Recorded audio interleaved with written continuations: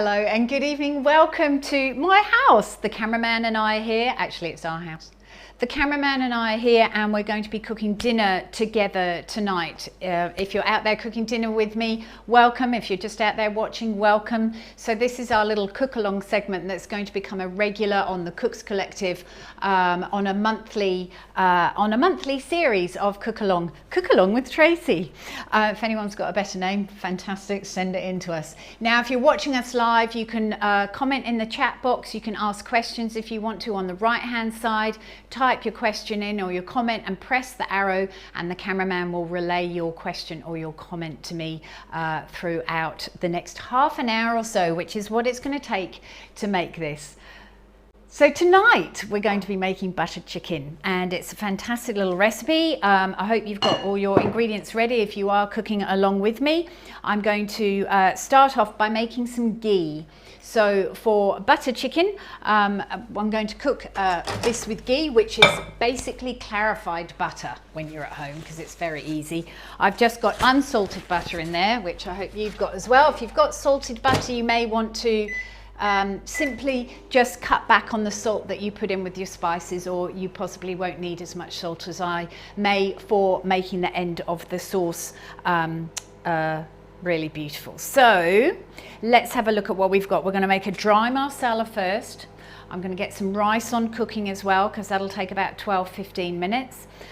Dry marsala, we're going to make a wet marsala as well, and we're going to get that chicken happening over there. So I'm just going to go over while the ghee's happening and just turn up my pan of water that I've got ready for the rice. So I have got 3 cups of water already simmering in here. So if you haven't done this already, then that's perfectly all right. Just pop your water into the pan now. So you want 3 cups of water, 1.5 cups of basmati rice. So we use the Sela basmati, and this is a fantastic rice, very, very easy to cook. Doesn't clump together, it is just amazing. So this is going to serve about 6 people, and well, 4 to 6. It just depends, doesn't it? Sometimes, you know, you've got bigger appetites. Some people like more meat than others, and it's just right. We're going to pop that on like that. So it's always hard to know exactly what people want to use. So I'm going to turn my timer on to about 13-14 minutes, like that, and make sure that my heat is turned up. And while I'm doing that, I've got my pan on heating as well, because we're going to be cooking directly in this big pan. So I do want a good bit of heat. These Solid Techniques pans are so amazing. So I want it to be warm, but not like crazy hot. We'll see how we go with that. There we go. All right, so back to the bench over here. I'm going to check my butter, whether that's melted. I'm just going to put that on for another 10 seconds. I put a little piece of kitchen paper over the top of the butter, because quite often the butter will explode in the microwave and go all over the roof. So if you put a piece of paper over the butter, then if the butter explodes, the kitchen paper will absorb the butter, and hopefully it won't go all over your microwave. So while we're doing this, you can see that the butter is the whey at the bottom is the bit that we don't want, because clarified butter you can cook on a much higher heat with clarified butter, because it doesn't have that whey in it. So I'm just going to leave that to settle, and we'll take that over to the stove when we need it. And we didn't need that, so that's handy, good, later on. So let's have a look. There's another fly. It's only a bush fly. Got another fly earlier on and we got rid of it, but there's a little bush fly here, but you don't need to worry about that at all. So let's have a look. In my bowl here, I've got a couple of teaspoons of Murray River salt. I'm going to be putting in 3 teaspoons of cumin or cumin seed. So that's that lovely, you can give it a smell. Absolutely delicious. That lovely sort of earthy curry type flavour. Then coriander, so cumin's best friend, coriander, and we're going to do equal quantities of these tonight. 2, 3, 3. I put a rounded one in last time, didn't I? So I'll put slightly less of that. Paprika, just your mild Spanish paprika. That's the one that I have in my pantry at all times anyway. So not smoked. We're going to put in a couple of teaspoons of that. And garam masala, which is the most beautiful spice mix. It has got fennel, cinnamon, caraway, pepper, cloves and cardamom. We've got quite a few recipes which will use garam masala on the website as well, because it really is the most gorgeous mix of spices. And turmeric or turmeric, so that's going to give us a bit of colour as well and a nice bit of earthiness, about 3/4 of a teaspoon of that one. So it's quite a lot of spice in here, but it's just going to make it absolutely delicious. And cardamom seeds. So I always buy, I either have the pods or the seeds. So I need to do a little bit of a grind in here. My little mortar and pestle's quite useful at home. Grind those in there. And if you don't have a mortar and pestle, it might be a little bit trickier. Or if you've got one of those fab, one of our Dream Farm or 2 pepper grinders, that'll do the trick as well. So that's all done in there. So that is our dry marsala. So we'll mix those around. Gorgeous. I love the colours of these spices, are just absolutely stunning. So into there I'm going to put the chicken. So we've got some chicken thighs here, and I do tend to leave the fat on the thighs. It's got it'll give a lot more moisture and some lovely flavour to that as well. And so depending on how big your thighs are, you can cut them into sort of just, I don't know, spoonable size pieces. That's what I like, spoonable, like to be able to eat with a spoon rather than having a knife and fork. So just chop those up.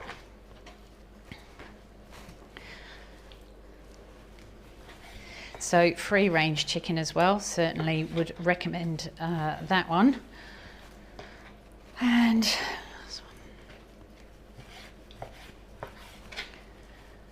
now I do have, you'll probably spot this if you're observant, I do have a chicken breast here, but that's because we had a bit of an oopsie at work with the chicken. We didn't quite get enough chicken.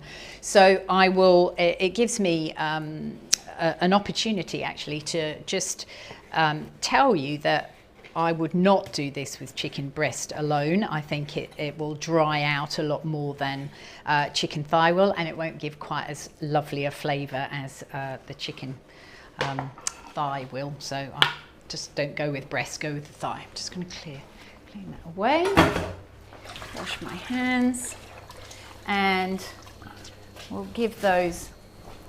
Just going to check my rice because it's boiling away like mad now, so I want to turn that right down. In fact, some of it's even come out over the stove, some of the water, so I will just, taking some water from my kettle, just add another tablespoon or so, because I can see I had a little stove fairy earlier on clean this all up, so he's probably sitting there looking at it. You'll hear him. He's actually got a microphone on this week, so you'll actually be able to hear him when he talks. But he's right just over there. And Sally's just said hello. She was late joining us. Sally. Oh, hello, Sally. Thank you for joining us. I knew you were going to join us. And it was her husband's fault for being late. Oh, yeah. Let's blame our husbands for everything, except I can't really blame my husband for very much, because he did clean the stove before I came home today. So I think he's got a few brownie points there, Sally. But yes, I'm glad you are a little bit late, because so were we. We had a little technical difficulty at the beginning, but we're here and live and on we go. So that's our chicken.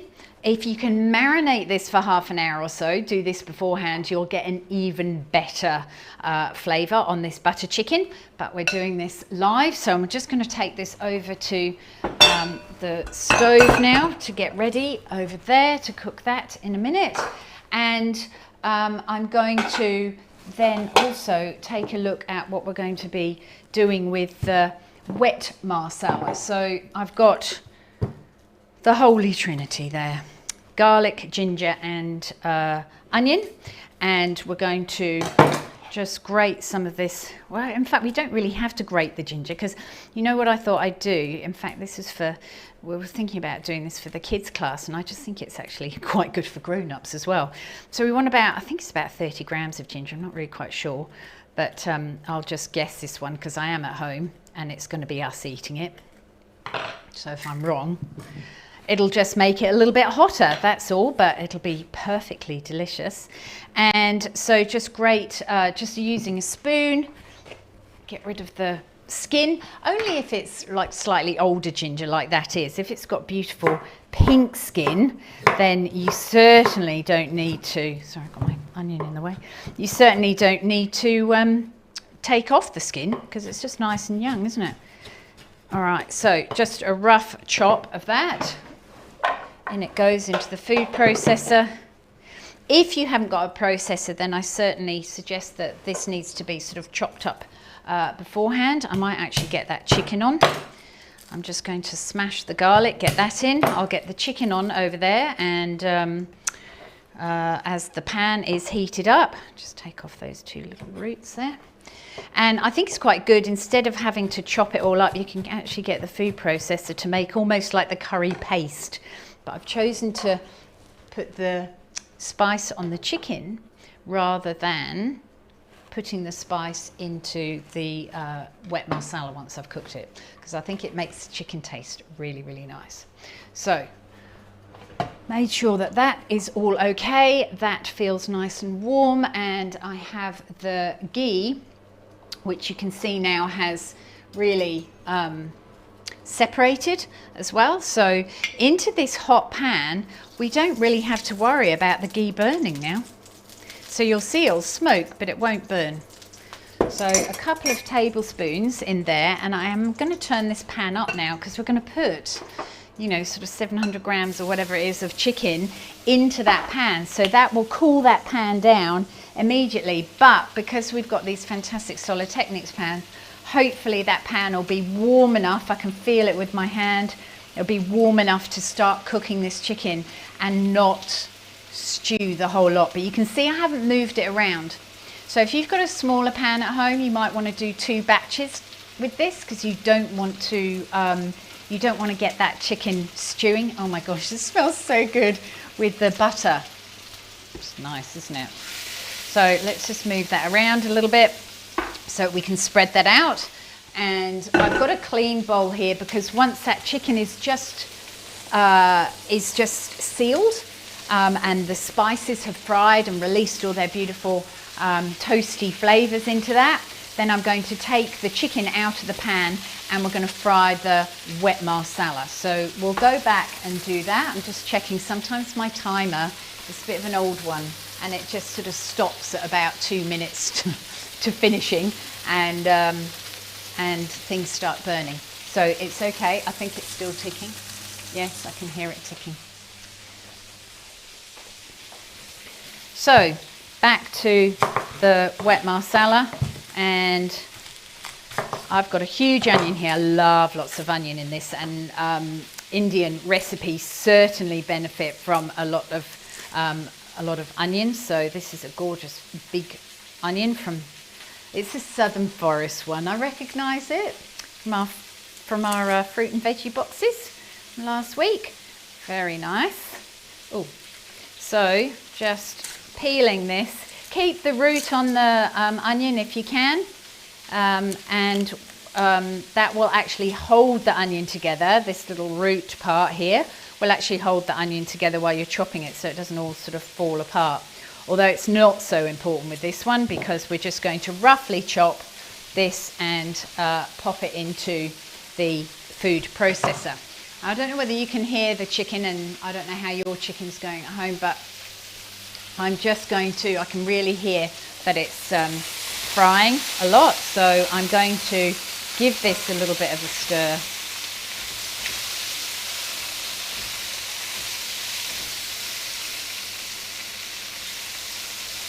Just make sure that the majority of it is turned over, so that we can get some lovely colour on that as well. It's really to get the spices cooked. So we'll whip this into the processor, we'll turn it on,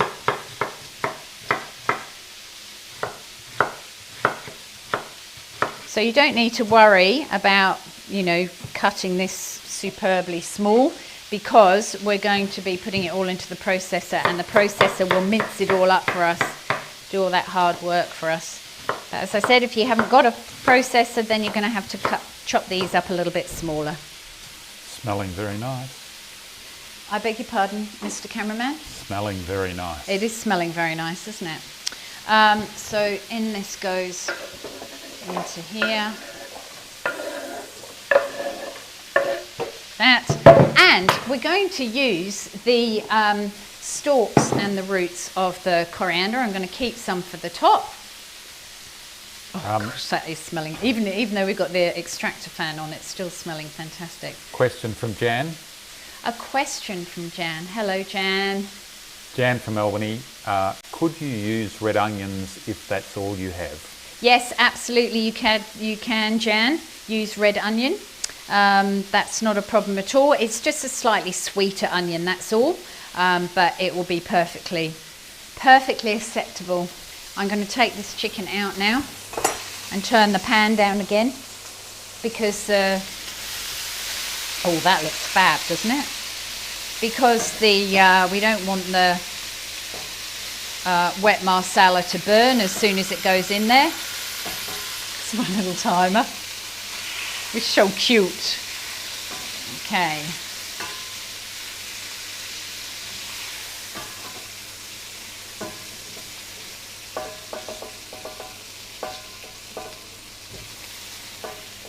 So, the butter chicken, that was the butter that it just cooked in. So worthwhile. All right, I might even just push that off just for a second, because that pan will keep nice and hot. I'm going to check on the rice. So I reckon,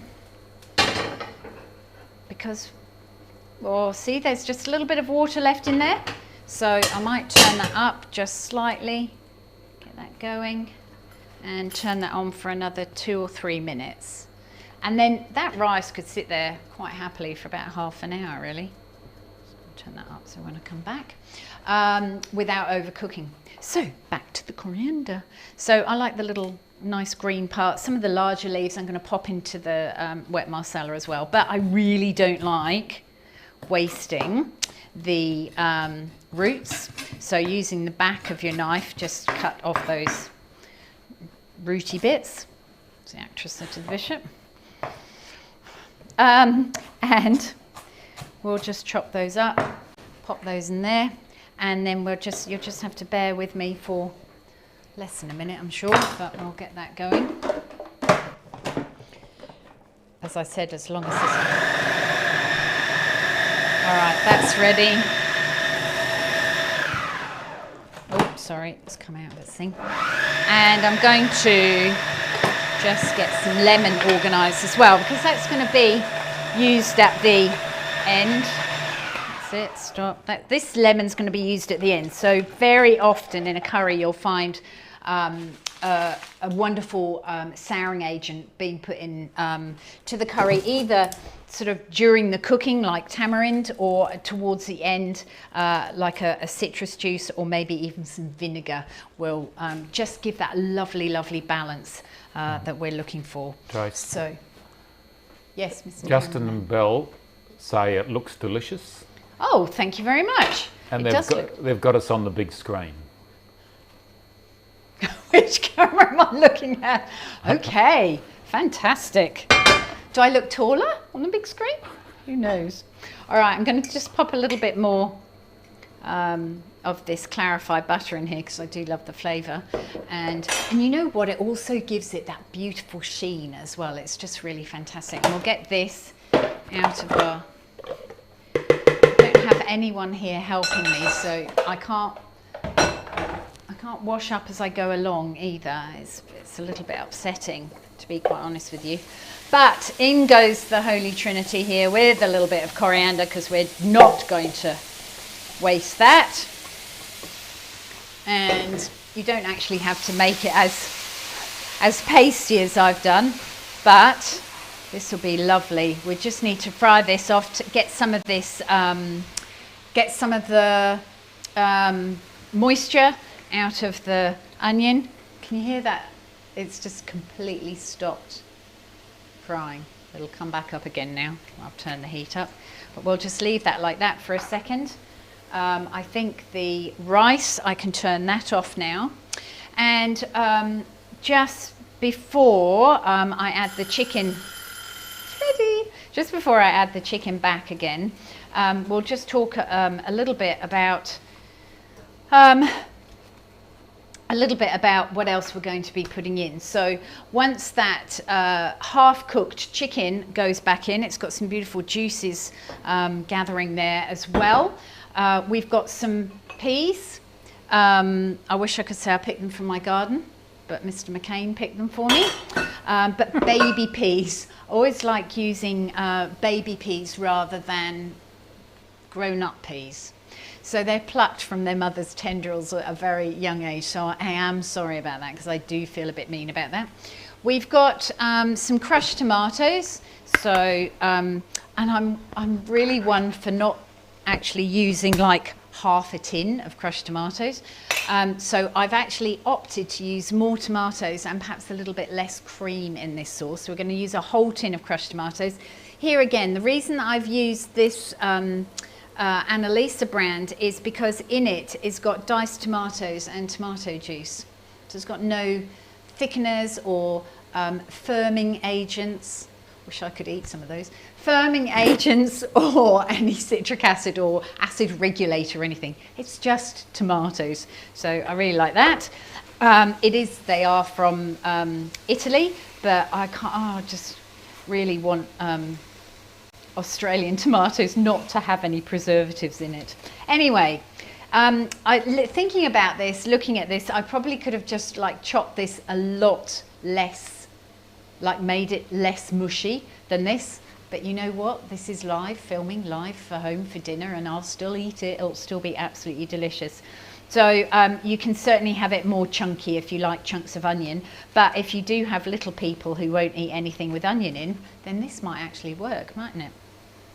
All right, so you can see now that that's not got nearly as much liquid as it had in it before. So that's going to be delicious in probably about 1 minute's time. I don't know how we're going for time, because I did say that dinner will be on the table by 6:30, didn't I? But I'm just going to move my stuff off the table, because I can't serve dinner with this sort of big machine, big beautiful Magimix that I love, but I can't really serve dinner with that on there. So I'm going to put this away over here.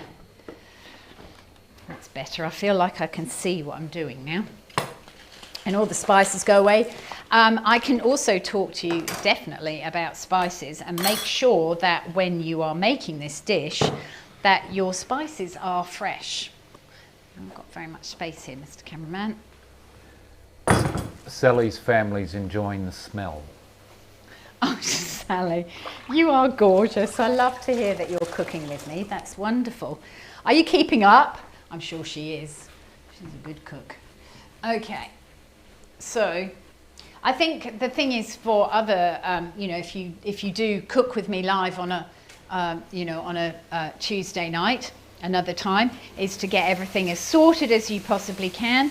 I'm sure most of you will be able to keep up, but just in case someone's sort of struggling with, you know, getting their onion chopped or whatever, then just have a few bits and pieces pre-prepared, read through the recipe, and that'll be, you'll keep up no problem. All right, so in goes the tomatoes. In goes a little bit of brown sugar. Now, I'm sort of like, do we really need this? It's just 1.5 teaspoons of brown sugar, but I think it's possibly maybe due to the fact of maybe tomatoes may be a little bit bitter. But having said that, really the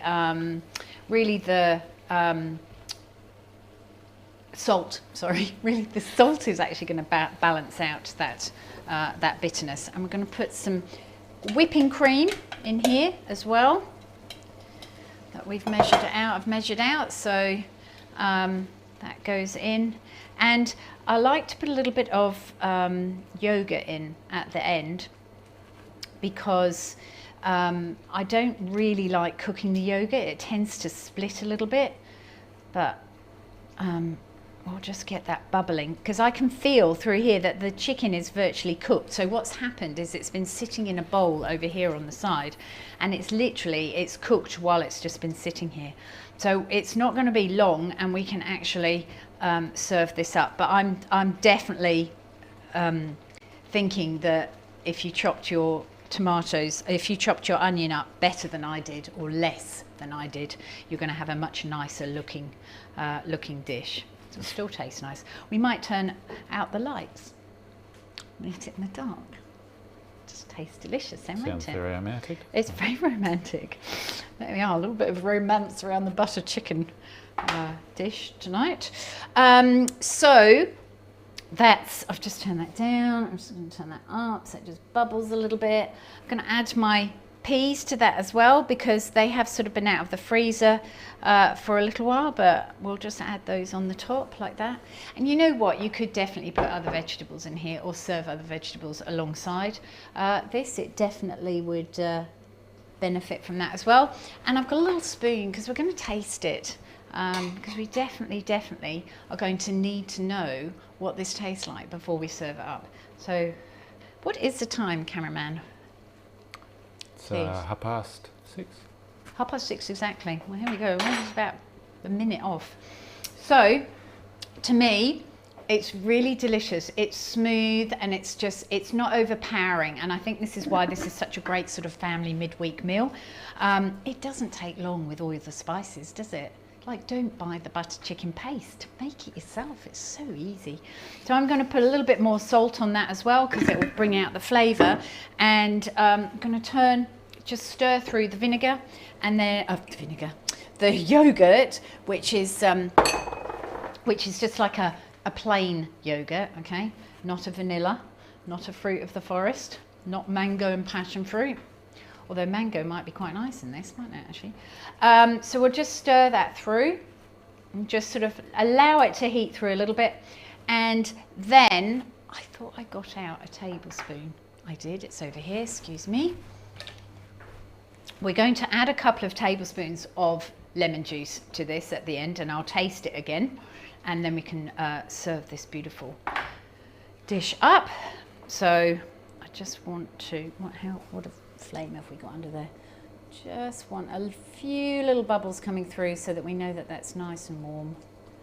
We'll turn that off and add the lemon juice, because you don't want the lemon juice to cook really. So I reckon a couple of tablespoons of this, and we'll be absolutely delicious. I love the way that the lemon juice and the yogurt at the end just loosens up that sauce a little bit as well. To be quite honest with you, I could eat this just like eating the sauce and the rice with a big dollop of yogurt and loads of coriander on the top. It'd be absolutely delicious. So, oh yes. And do you know what? That vinegar, acid, has really brought out all those spices. It's really, really delicious. So I've got some mango chutney. So if you want to serve it with mango chutney, because little people like the sweet stuff on the top there. And I've got my pot here, so just my bowl. So we'll take those over to the main bench here. And I'll need my gloves for this. There we go. It's just like being at home, this. Oh, I am at home. So there's the rice, coriander. Just need a serving spoon as well. So I might not put all of it in there, because it's not going to fit, is it? If you look at that and you look at that, it's not going to fit. But if it's just the cameraman and I for dinner, because Hayley's gone out, then we're just going to do this. And I think possibly everything's dingly dangly around here because of the cameras, so I can't even get that off. That's the cameraman. I'm going to have to do it with this. It'll just take a little while to spoon it on. So here we are, butter chicken on the table, 6:35 or whatever it is. I'm looking forward to dinner. I'd definitely do some more vegetables with this, wouldn't you? I think veggies have to be definitely included in every single meal that you have if you can, because they're so fantastic for you. So, butter chicken made from scratch. You know exactly what's in there. If you've got some beautiful spice that smells fantastic, it's going to taste amazing too. And you've made everything right from scratch, which you should be very proud of. And if you don't make this a few times in the year, I'll be very surprised, because it is fantastic and it is really delicious. So I hope you enjoy this for this week for our cook along at my house with you at your house. So thank you so much for watching.